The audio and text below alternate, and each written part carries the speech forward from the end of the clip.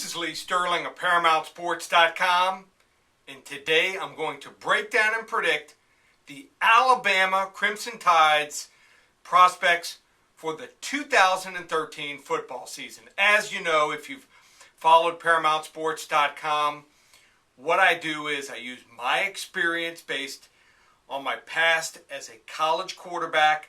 I'll study game tapes from the previous season, the 2012 season, look at some practices in the spring, and then watch their spring game. Then I've got usually a real good handle on where the team is headed into the 2013 football season. If you'd like to come on board and get involved with Paramount Sports, you can get the entire season for just $1,497. That's my phone service from the start of preseason through the Super Bowl.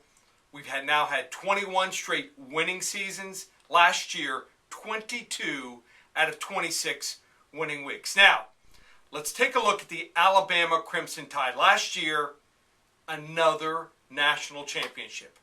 All this team does is reload. If you think you've got better talent than this team, I just don't believe it. I don't think there's a better team in the country.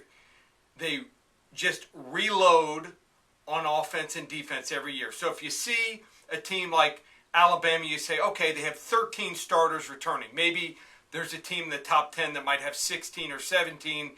They might have the edge. Just not the case. Alabama gets every guy as a 4 and a 5-star player.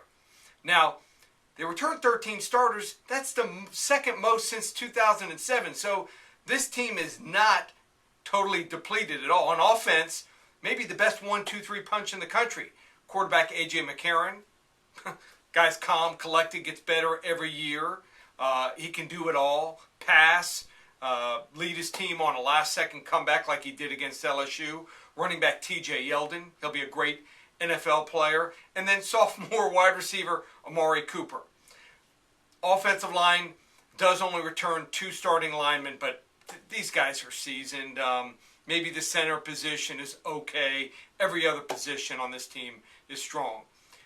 Their kicker was a little unsettled last year, missed some big field goals, but he should be better. The defense returns 7 of 10, top 7 to 10 tacklers. So, I mean, how do you dent a defense that allowed just 2.4 yards per carry each of the last 2 years? They only allowed 174 yards per game passing last year. The only weakness for Nick Saban might be that he's 18-22 against the spread as a home favorite at home. Sometimes once he gets up by 4 or 5 touchdowns, he takes the foot off the gas. This is a team that doesn't have a daunting schedule. They do not play Georgia, South Carolina, or Florida again in the regular season. It's really a 2-game schedule against LSU at home and at Texas A&M, where they will be ready for revenge on that game. So this is a team that, even if they split those 2 games and win the rest of their games, they're probably going to be in another national championship game again. I'm going to say they might trip up at most once. They go 12-1 and they're in a national championship game again. Don't bet against the Alabama Crimson Tide winning another national title. You want to get involved with Paramount Sports, go to ParamountSports.com or call 800-400-9741.